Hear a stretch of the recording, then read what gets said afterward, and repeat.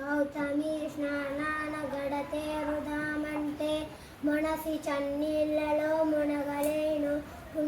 తీర్థయాత్రలచే కృతార్థుడవుదామంటే బడలి నియమంబునే నడుపలేను.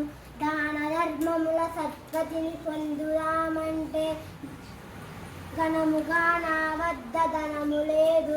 తపమాచరించి సార్థకత నందుదామంటే నిమిషమైన మనసు నిలుపలేను.